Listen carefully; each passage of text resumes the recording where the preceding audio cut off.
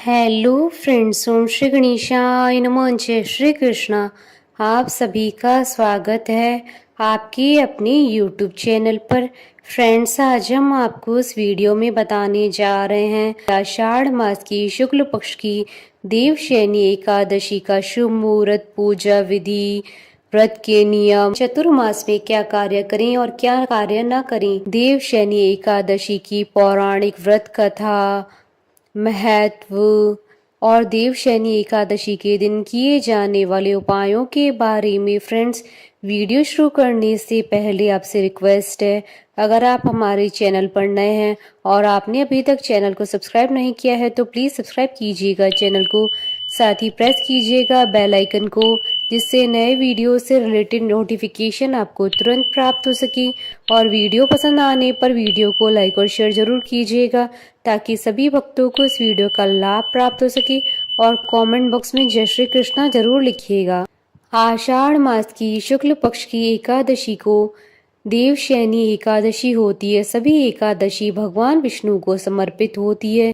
आषाढ़ माह की शुक्ल पक्ष की एकादशी को आषाढ़ी एकादशी भी कहते हैं। इसे देवशयनी एकादशी, हरिशयनी एकादशी और पद्मनाभा एकादशी आदि नामों से जाना जाता है। यह भगवान विष्णु का शयन काल होता है। पुराणों के अनुसार इस दिन से भगवान विष्णु 4 मास के लिए क्षीर सागर में शयन करते हैं, इसलिए इसे हरिशयनी एकादशी भी कहा जाता है। इसी दिन से चतुर्मास प्रारंभ होता है। आषाढ़ी एकादशी या देवशयनी एकादशी भगवान विष्णु का शयन काल होता है। इसी दिन से चौमासे का आरंभ माना जाता है, क्योंकि भगवान विष्णु 4 मास के लिए निद्रा में रहते हैं। इसलिए इस समय में विवाह समेत कई शुभ कार्य वर्जित माने जाते हैं। इन दिनों में तपस्वी भ्रमण नहीं करते हैं, वे एक स्थान पर रहकर तपस्या करते हैं। इन दिनों में केवल ब्रज की यात्रा की जाती है, क्योंकि इन 4 महीनों में पृथ्वी के समस्त तीर्थ ब्रज में आकर निवास करते हैं। इस दौरान विश्व का पालन भगवान शिव जी करेंगे। आषाढ़ी एकादशी के 4 माह के बाद भगवान विष्णु निद्रा से जागते हैं। इस तिथि को प्रबोधनी एकादशी या देव उठनी एकादशी भी कहा जाता है। जो भी भक्त भक्ति भाव से देवशयनी एकादशी का व्रत रखता है, उसकी सभी मनोकामनाएं पूर्ण होती हैं और सभी पापों का नाश हो जाता है। मृत्यु के बाद उसे स्वर्ग लोक की प्राप्ति होती है। और मान्यताओं के अनुसार देवशयनी एकादशी की कथा पढ़ने या सुनने से सहस्त्र गोदान के बराबर फल प्राप्त होता है। इस व्रत में भगवान विष्णु और पीपल के वृक्ष के पूजन का विशेष महत्व शास्त्रों में बताया गया है। साल 2024 में आषाढ़ मास की शुक्ल पक्ष की एकादशी 17 जुलाई 2024 बुधवार के दिन है। साल 2024 की देवशयनी एकादशी पर 4 शुभ योग बन रहे हैं। देवशयनी एकादशी वाले दिन सर्वासिद्धि योग, अमृत सिद्धि योग, शुभ योग और शुक्ल योग का महासंयोग बन रहा है। ये सभी योग पूजा पाठ और शुभ कार्यों के लिए अच्छे माने जाते हैं। व्रत के दिन अनुराधा नक्षत्र और पारण वाले दिन ज्येष्ठा नक्षत्र है। फ्रेंड्स, अब आइए जानते हैं चतुर्मास में क्या कार्य करें और क्या कार्य न करें। चतुर्मास के दौरान मधुर स्वर के लिए गुड़ नहीं खाएं। दीर्घायु अथवा पुत्र पौत्र आदि की प्राप्ति के लिए तेल का त्याग करें। वंश वृद्धि के लिए नियमित दूध का सेवन करें। पलंग पर शयन न करें। शहद, मूली, परवल और बैंगन नहीं खाएं। किसी अन्य के द्वारा दिया गया दही भात भी न खाएं। फ्रेंड्स, अब आइए जानते हैं देवशयनी एकादशी पर भगवान विष्णु जी की आराधना करने की पूजन विधि के बारे में। एकादशी तिथि पर भगवान विष्णु जी की आराधना की जाती है। आषाढ़ी एकादशी या देवशयनी एकादशी पर भगवान विष्णु का शयन प्रारंभ होने से पहले विधि विधान से पूजन करने का बड़ा महत्व होता है। इस दिन श्रद्धालु व्रत रखकर भगवान विष्णु जी की पूजा करते हैं। वे श्रद्धालु जो देवशयनी एकादशी का व्रत रखते हैं, उन्हें प्रातःकाल उठकर स्नान करना चाहिए। पूजा स्थल को साफ करने के बाद भगवान विष्णु की प्रतिमा को आसन पर विराजमान करके भगवान का षोडशोपचार पूजन करना चाहिए। भगवान विष्णु को पीले वस्त्र, पीले फूल, पीला चंदन चढ़ाएं। उनके हाथों में शंख, चक्र, गदा और पद्म सुशोभित करें। भगवान विष्णु को पान और सुपारी अर्पित करने के बाद धूप, दीप, पुष्प चढ़ाकर आरती करें और ये कहें, हे जगन्नाथ जी, आपके निद्रित हो जाने पर संपूर्ण विश्व निद्रित हो जाता है और आपके जाग जाने पर संपूर्ण विश्व तथा चराचर भी जागृत हो जाते हैं। इस प्रकार भगवान विष्णु का पूजन करने के बाद देवशयनी एकादशी व्रत कथा का पाठ करें या व्रत कथा सुनी। देवशयनी एकादशी में रात्रि में भगवान विष्णु का भजन और स्तुति करनी चाहिए। स्वयं के सोने से पहले भगवान को शयन कराना चाहिए। द्वादशी के दिन भगवान विष्णु का पूजन करने के बाद ब्राह्मणों को भोजन कराकर स्वयं भी भोजन करें। फ्रेंड्स, अब आइए जानते हैं देवशयनी एकादशी के दिन किए जाने वाले उपायों के बारे में। देवशयनी एकादशी के दिन पूरे घर में आम के पत्तों से गंगा जल का छिड़काव करें। ऐसा करने से घर में सकारात्मकता आएगी। घर की पूजन स्थल पर विष्णु जी की अष्ट धातु या सोने, चांदी, तांबे या पीतल की मूर्ति की स्थापना करें। इसके बाद उन्हें पंचामृत से स्नान कराएं। विष्णु जी को पीले वस्त्र ओढ़ाएं और फल फूल मेवे आदि चढ़ाएं। इसके बाद विष्णु जी के किसी भी सिद्ध मंत्र का जाप करें। विष्णु जी को प्रसन्न करने और आर्थिक समस्याओं से बचने के लिए आज सरसों के तेल और ज्वार का दान करना अच्छा होता है। आज के दिन ओम वासुदेवाय नमः मंत्र का 108 बार जाप करने से आपके अटके हुए काम बन जाएंगे। देवशयनी एकादशी के दिन भगवान विष्णु को खीर, पीले फल या पीले रंग की मिठाई का भोग लगाना अच्छा होता है। इससे घर में कभी अन्न और धन की कमी नहीं होती है। धन प्राप्ति के लिए देवशयनी एकादशी पर भगवान विष्णु जी के साथ माता लक्ष्मी जी की भी पूजा करें। ऐसा करने से घर में माँ लक्ष्मी का वास होगा, साथ ही घर में रहने वालों की तरक्की होगी। फ्रेंड्स, अब आइए जानते हैं देवशयनी एकादशी के शुभ मुहूर्त के बारे में। हिंदू पंचांग के अनुसार साल 2024 में देवशयनी एकादशी का व्रत 17 जुलाई 2024 बुधवार के दिन है। आषाढ़ शुक्ल एकादशी तिथि प्रारंभ होगी 16 जुलाई 2024 को रात्रि 8:33 पर और आषाढ़ शुक्ल एकादशी तिथि का समापन होगा 17 जुलाई 2024 को रात्रि 9:02 पर। उदय तिथि के आधार पर देवशयनी एकादशी का व्रत 17 जुलाई 2024 को रखा जाएगा। विष्णु पूजा का शुभ मुहूर्त रहेगा 17 जुलाई 2024 को सुबह 6:12 से सुबह 9:20 पर।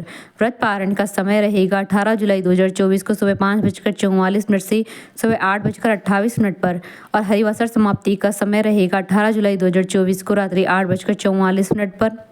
फ्रेंड्स, अब आइए प्रारंभ करें देवशयनी एकादशी की व्रत कथा। अर्जुन ने कहा, हे श्री कृष्ण, आषाढ़ मास की शुक्ल पक्ष की एकादशी का क्या नाम है?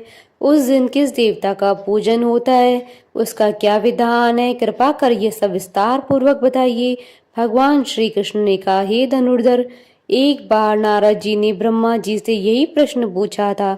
तब ब्रह्मा जी ने कहा कि नारद, तुमने कलयुग में प्राणी मात्र के उद्धार के लिए सबसे श्रेष्ठ प्रश्न पूछा है, क्योंकि एकादशी का व्रत सब व्रतों में उत्तम होता है। इसके व्रत से सभी पाप नष्ट हो जाते हैं। इस एकादशी का नाम देवशयनी एकादशी है। यह व्रत करने से भगवान विष्णु प्रसन्न होते हैं। इस संबंध में मैं तुम्हें एक पौराणिक कथा सुनाता हूँ, ध्यान पूर्वक श्रवण करो। मानदाता नाम का एक सूर्यवंशी राजा था। वह सत्यवादी, महान तपस्वी और चक्रवर्ती था। वह अपनी प्रजा का पालन संतान की तरह करता था। उसकी सारी प्रजा धन धान्य से परिपूर्ण थी और सुखपूर्वक जीवन यापन कर रही थी। उसके राज्य में कभी अकाल नहीं पड़ता था, कभी किसी प्रकार की प्राकृतिक आपदा नहीं आती थी। परंतु न जाने उससे देव क्यों रुष्ट हो गए, न मालूम राजा से क्या भूल हो गई कि एक बार उसके राज्य में जबरदस्त अकाल पड़ गया। प्रजा अन्न की कमी के कारण अत्यंत दुखी रहने लगी। राज्य में यज्ञ होने बंद हो गए। अकाल से पीड़ित प्रजा एक दिन दुखी होकर राजा के पास जाकर प्रार्थना करने लगी, हे राजन, समस्त संसार की सृष्टि का मुख्य आधार वर्षा है। इसी वर्षा के अभाव से राज्य में अकाल पड़ गया है और अकाल से प्रजा मर रही है। हे भूपति, आप कोई ऐसा जतन कीजिए जिससे हम लोगों का कष्ट दूर हो सके।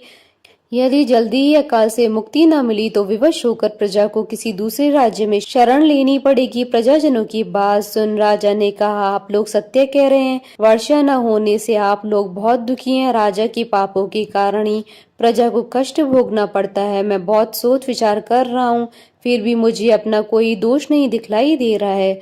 आप लोगों के कष्ट को दूर करने के लिए मैं बहुत उपाय कर रहा हूँ, परंतु आप चिंतित न हो, मैं इसका कोई न कोई उपाय अवश्य ही करूंगा।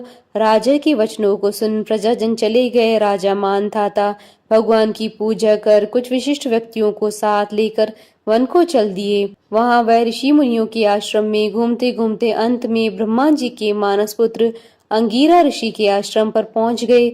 रथ से उतरकर राजा आश्रम में चले गए। वहां ऋषि अभी नित्य कर्म से निवृत्त ही हुए थे कि राजा ने उनके सम्मुख पहुंचकर उन्हें प्रणाम किया।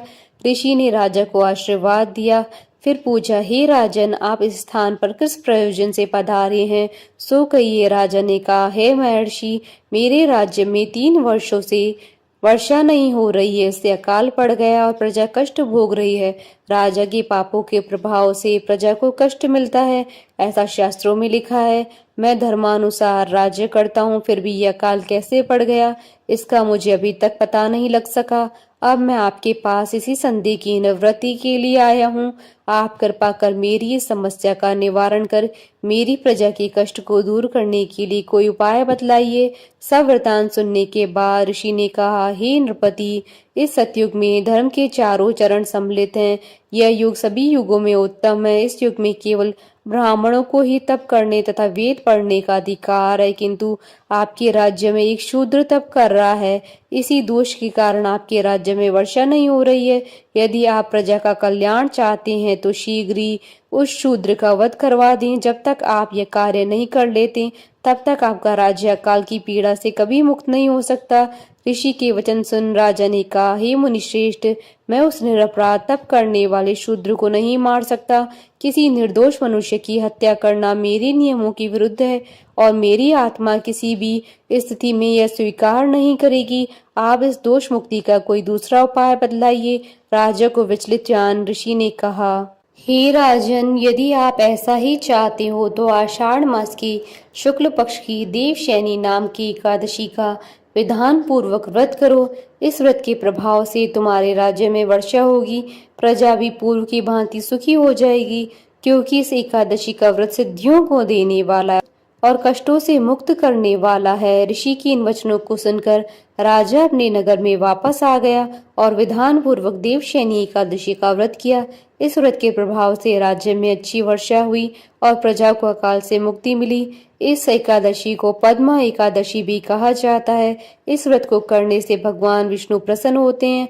अंत में मोक्ष की इच्छा रखने वाले मनुष्य को इस एकादशी का व्रत करना चाहिए।